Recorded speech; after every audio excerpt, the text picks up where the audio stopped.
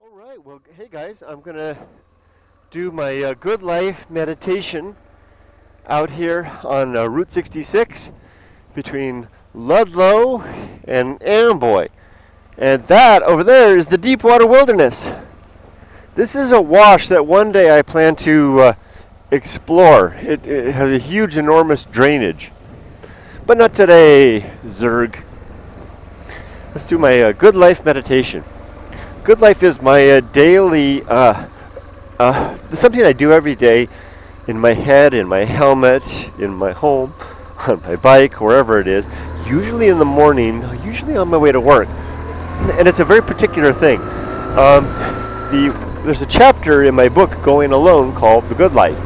And in that chapter, I recount my 6 objectives and my 20 principles for life. And these are 6 and 20 that I developed over about a year's time that I took a whole year off from social media and just kind of I went alone. And one of the things that happened was I developed these objectives and principles, and they helped me guide me through life. Because when I encountered the great indifference, and I realized that basically that there's really no evidence for God, no good evidence for God. There's no reason to think there's anything out there watching after us or taking care of us. That all we have is one another and ourselves. That was the reality that Going Alone uncovered. And I decided, well, what's my response to that? If purpose isn't written in the stars and like, where will I find purpose? So I decided to set out to design my own reason for living. That sounds kind of heavy duty. Not reason for living, but a purpose for life and a way to live well. And I call it the good life. And I definitely borrowed from the Stoics in that name. And a lot of the ideas are Stoic ideas as well as transcendental ideas. But let's not get into all that wishy-washy stuff. I mean, it's not wishy-washy. I'm not criticizing it. It's just that it starts to sound all touchy-feely using words like transcendental. So let's get into it. The first thing is I always remind myself to keep in mind that human beings are for the most part, not for the most part, they are essentially equal in terms of rights. We're not equal in ability or skill or talent or skills or height or anything else like that. But in terms of our basic human rights, we are. I have to keep that in mind, and that helps me to remember to live a life that pursues the good of the many as best I can in as equitable a manner as I can. Let's get on to the first objective. The first objective is to always be ready to die, to wake in the morning with my life is in order as I possibly can. My finances, my personal relationships, my artistic creative goals, my personal endeavors. Get those things straightened out so that if today's my last day, I can go out without looking backwards, feeling like I left anything behind, thinking that I left anything behind. I prefer to think than to feel. 2 is to make good use of time, to not waste the time that I've got in this life, or to spend it frivolously, or to pretend I've got an infinite quantity of time. And I like to say things like, I don't have time to drive fast. I'm doing 45 miles an hour, and it's safe to do that slow speed. I'm on a deserted road after all. I don't really have time to watch reruns unless they're really, really funny and good. Like I can watch Seinfeld reruns for sure, but I don't have time to just sit at the TV and watch stuff just to pass the time. There's too much life to live, too many beautiful words to read. So much, I'm starting to get kind of, touchy-feely, but there's beautiful poetry to write. You get my drift. Next, number 3 is the development and maintenance. Third objective, the development and maintenance of good, sound life principles. To develop principles and objectives, and then to spend my life working to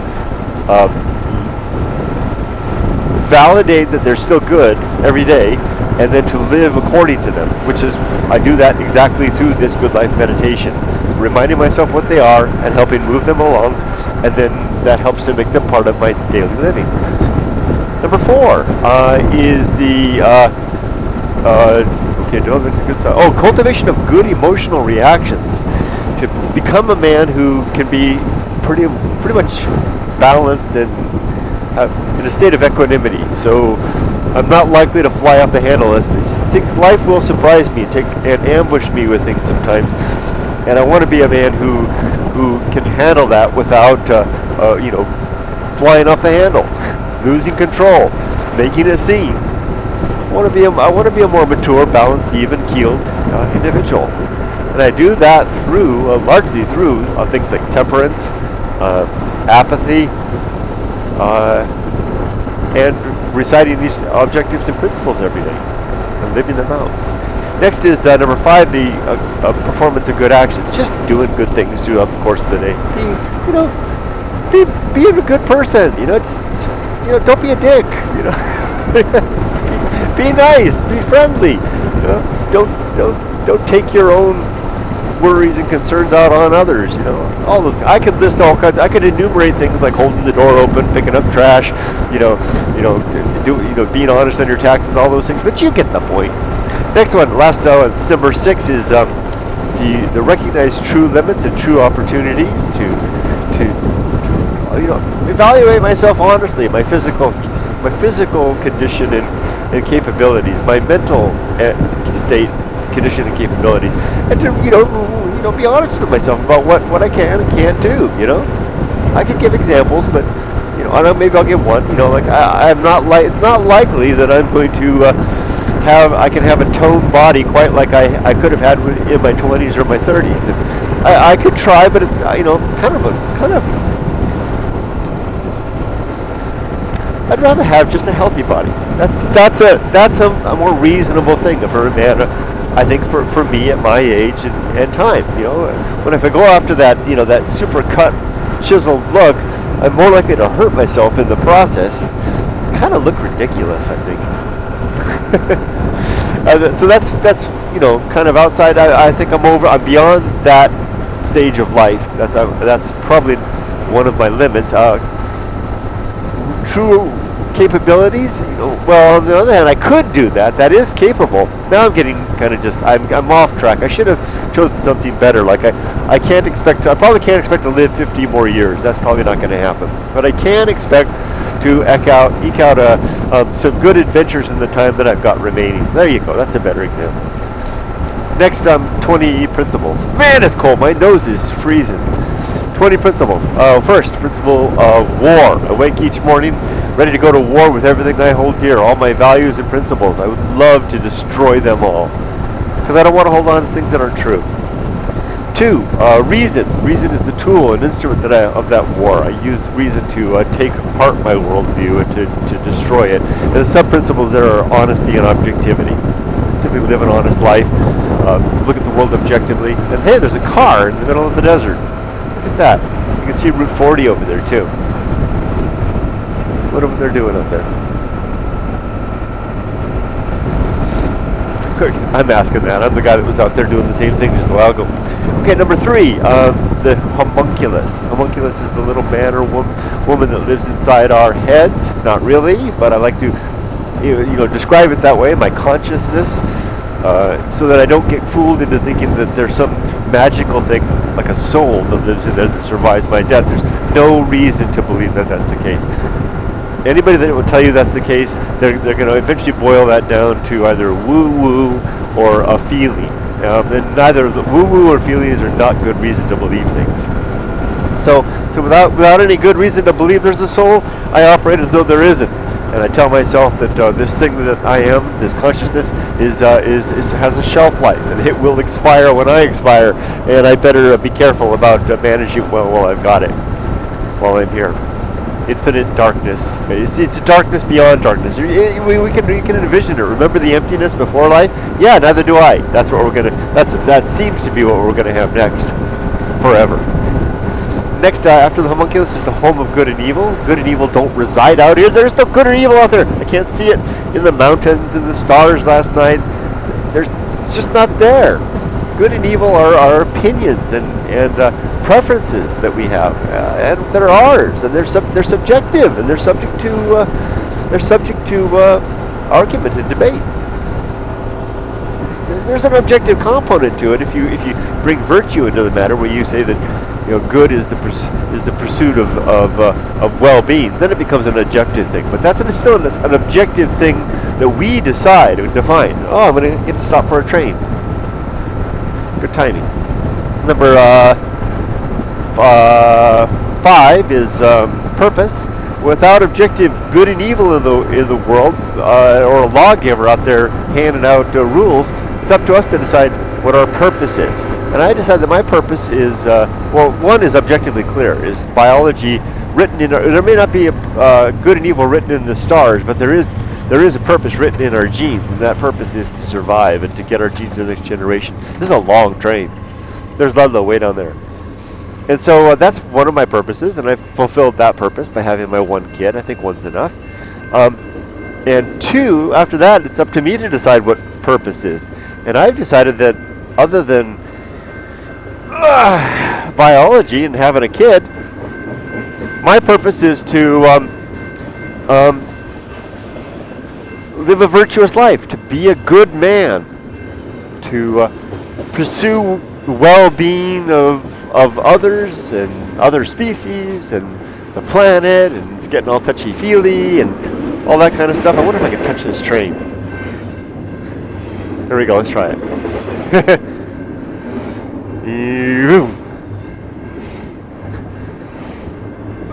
Here we go. Ow! Okay. Recommended, don't punch a train. Okay, that's not my purpose. But it is my purpose in a way. I decided my purpose to have adventure. I like that.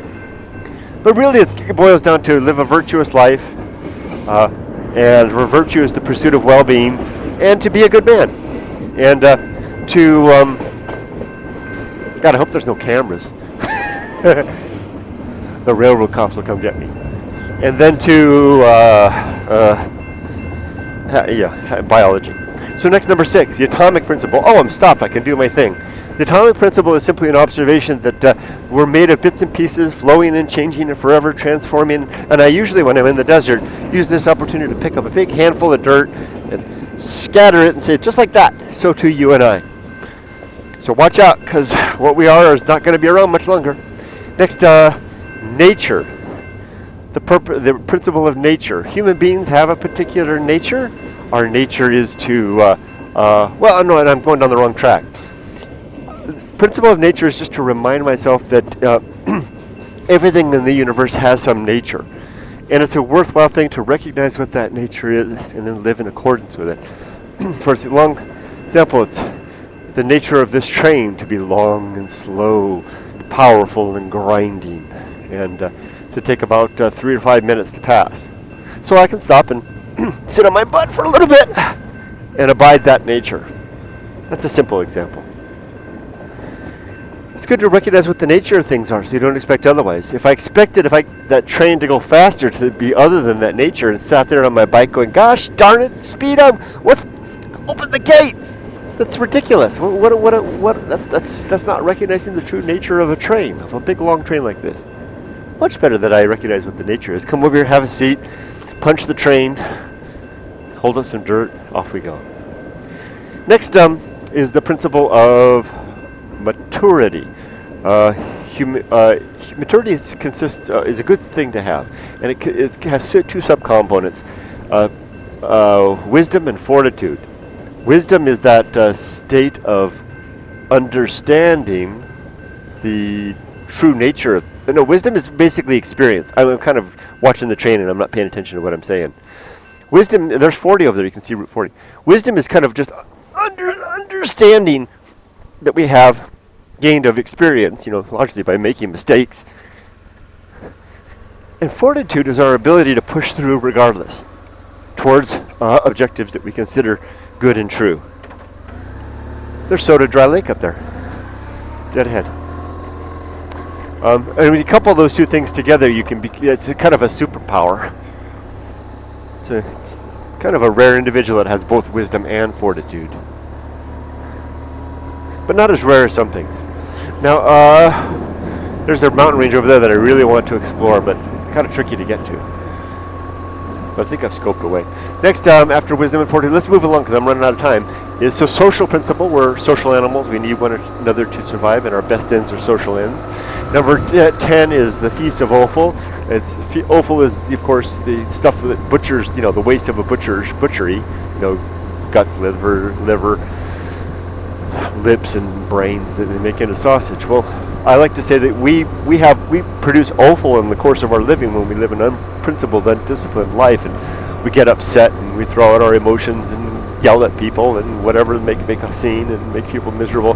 The funny thing is that you wouldn't pick up a piece of toenail off of the butcher's floor, but you will pick up some cow toenail, but you will pick up and chew on it, but you will pick up the vomit like discard of anger that your coworkers or your family members toss out, and you'll chew on that and bite that filth and go and give out your own waste and excess, and it just kind of contributes to the thing. I don't know why we do that. I do it too, so I try to remind myself to not not produce that crap, two, as best I can by living well, and then two, not to consume it others and myself. Let me take a drink.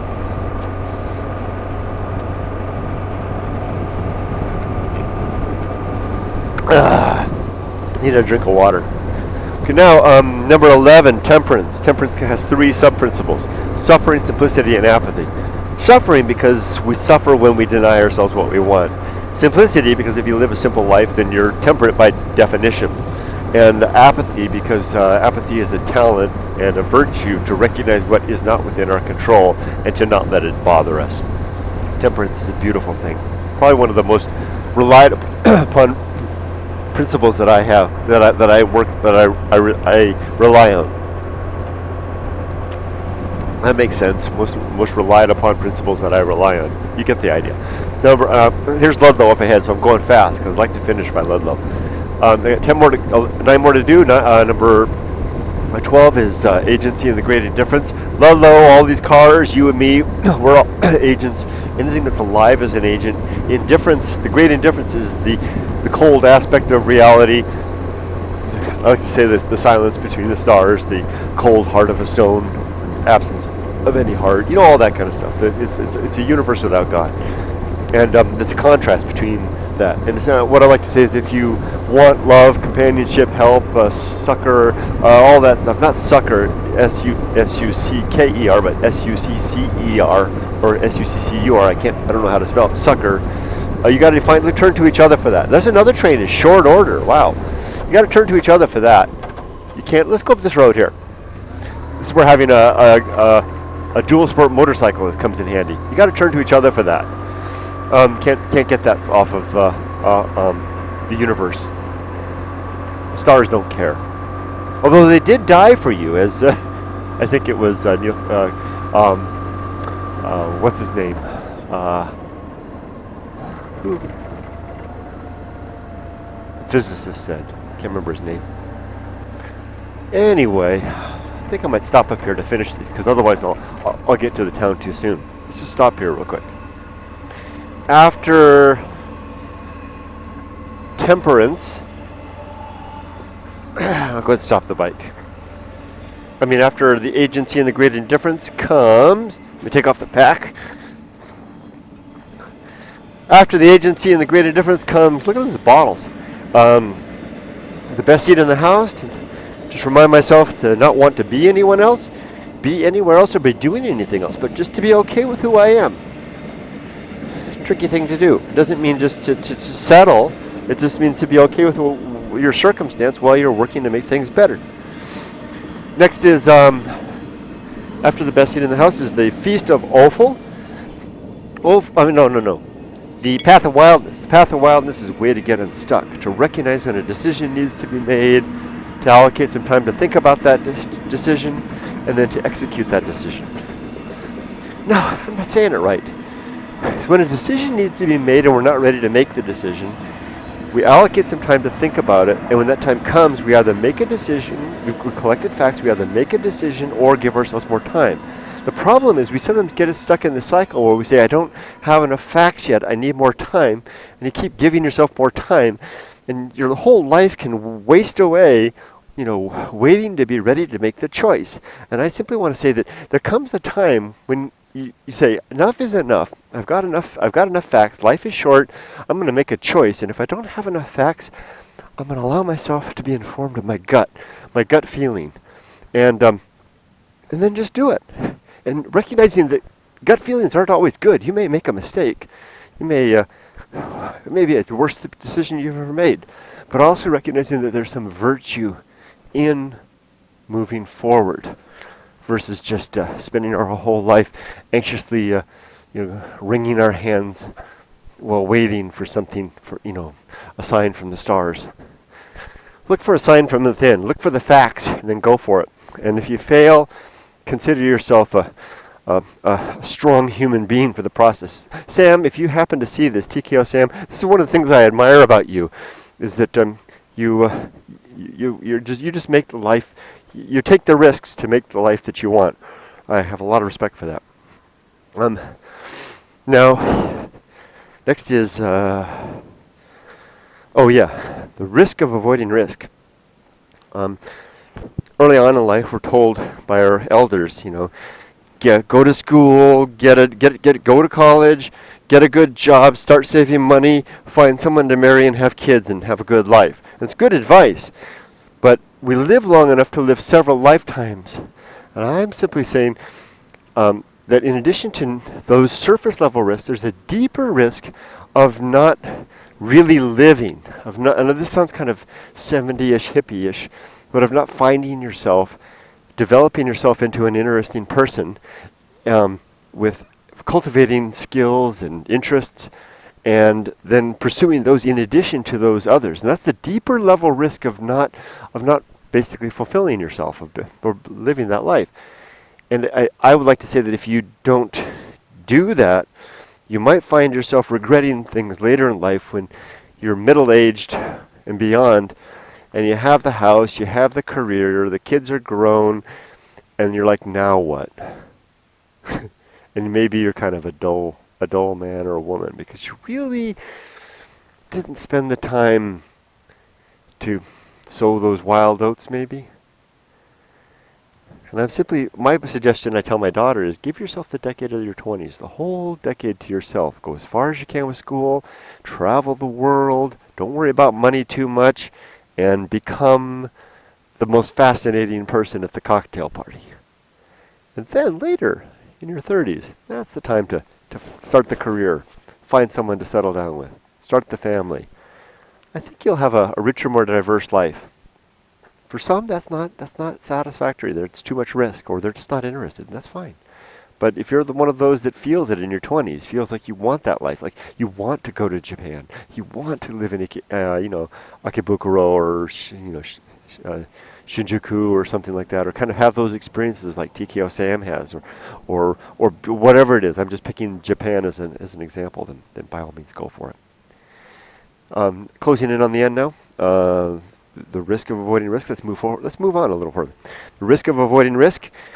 Here's the pack. I'm going to hoist this heavy thing on. After the risk of avoiding risk is, sin and damnation. What? Sin? But Kurt, you're an atheist. Yeah, it doesn't mean I can't define sin. Sin for me is a violation of something really important that makes life and the world good. And that to me is truth and honesty. And I think that we hide behind things that make us feel comfortable and then find ways to excuse those things, whether they're true or not, especially if they're not true. We have no reason to think so. And that to me is the big sin. And of course I think things like murder and the like are terrible. But I'm talking more like this objective is more along the lines of producing a quality life. So I have 5 things that I classify under sin and damnation, and I'll get to the damnation part in a second, and they're basically the same thing. They are falsity, credulity, faith, superstition, and dogma, and they're all the same thing. They're all basically being satisfied or accepting things that are not true.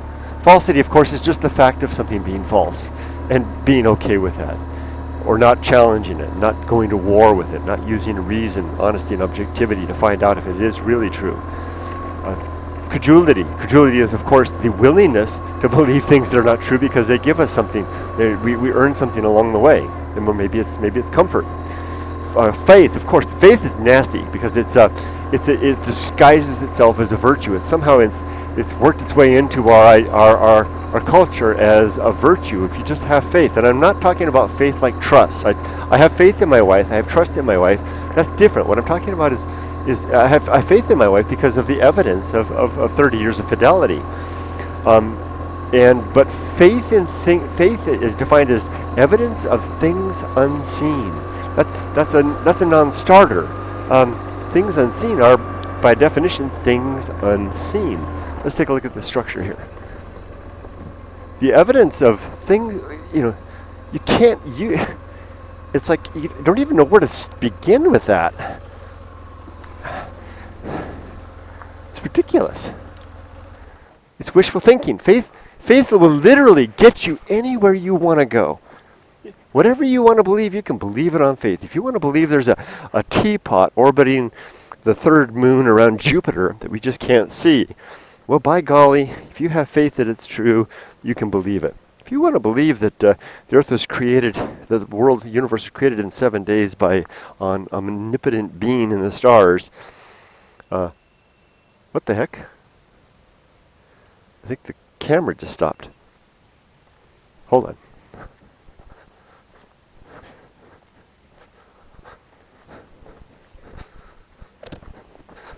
Hold on here.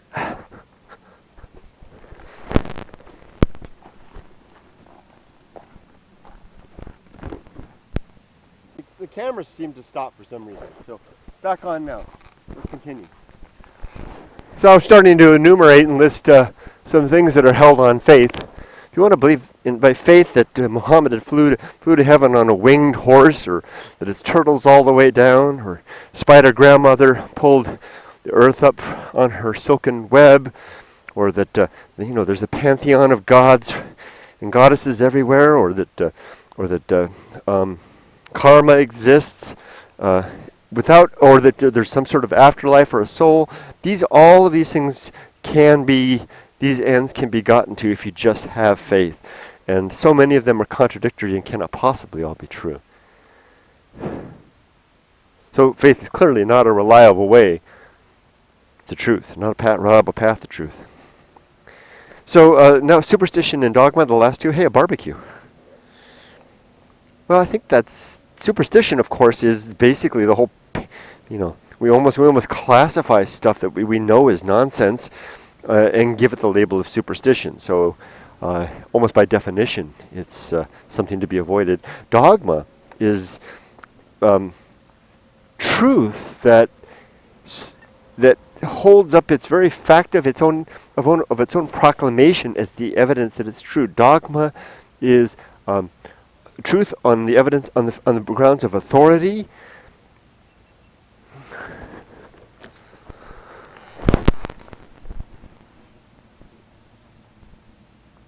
GoPro, record video.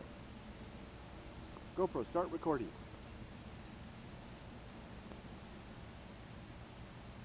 I don't know why the camera keeps stopping. Still going? Yeah. I better wrap it up. The camera seems to be doing weird things. It's my voice controls that are doing it. I should try to turn that off.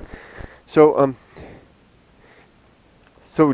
dogma is truth on the grounds of authority, tradition, or sheer numbers of people who hold something to be true. None of those are good grounds for truth. So watch out for that. And the damnation part is that you live in damnation, not in the afterlife, because I don't think there is any afterlife. You live in damnation now, suffering the belief of things that simply aren't true. Who wants to live in a world believing untrue things? Caution, trucks entering highway. So that's sin and damnation. I've just got a few left to go. Now I see somebody walking. He's walking the other way. I think I'm okay. I better get out of these little areas. I like that photo that'd be a nice photo of the bike right there. I grab the camera. So sin and damnation. Next is complete oblivion.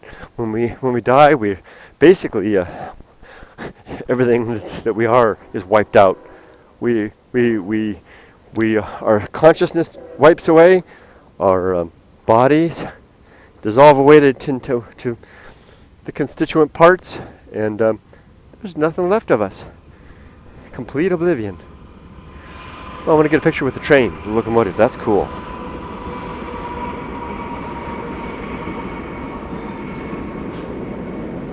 That's cool. I like that. Good photo, if I do say so myself. And I did. So complete oblivion. So watch out, because once you're gone, never coming back. Eternal darkness. And that's what the evidence seems to support. No one's come back to show us otherwise. There's no reason to think we survive our deaths, and anything remains. And our memories are eventually gone either. Look at the way the whole train is curved.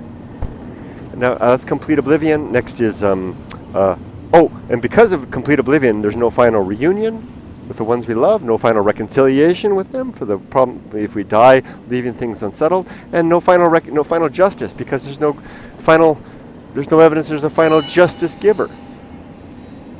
So we better seek after reunion, reconciliation, and justice in the here and now. Last three. Let's get back on the bike. Last three. The great life adventure. Great life adventure is it's not so cold now with the wind stop.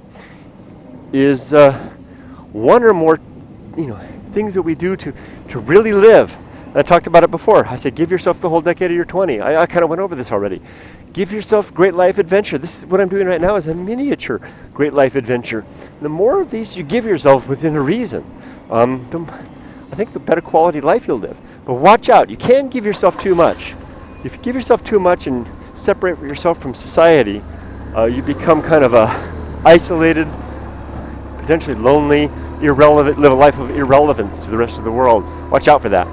Next is a season of philosophy that comes at various times of our life when we have something to say about life and the world. And my suggestion is to get that down. I see a shadow, something. You get that down, write it down, record it, paint it, act it out, whatever the case may be. Just live that out. And watch out though. If you wait too long, look at the crow in the tree. If you wait too long, the opportunity will pass, and you will die, or you will be trapped in a body where you have the ideas, but you can't share them because your body is no longer up to it. Maybe you've had a stroke or something. Watch out. And last one. Oh, that was it. Season of philosophy. And then one more. The arena and utility. Life is an arena for the development, maintenance, execution, and enjoyment of our objectives and principles to be a better man and a woman, and to live a good life. And all of these things, these objectives and principles, these are our utilities, are like in our toolbox along the way. So let's try to do that. And actually with that, I'm going to stop. This right up here, this building is the old, I think it's the old mercantile store, if I'm using the right word right, for Ludlow. We're in Ludlow. And that's where we are. Thank you for joining me on this good life adventure. Just a moment. Turn the engine off for just a quick second. I'll park the bike right here in the middle of the street. Pull the helmet off again. And say, it's going on. It's on. Hey, thank you very much for joining me on this good life adventure. Winding up in Ludlow. The good life meditation and a bit of great life adventure, all wrapped up in one. Take care. Make it a good life. Bye bye. GoPro, turn off. GoPro, stop recording. Thank you.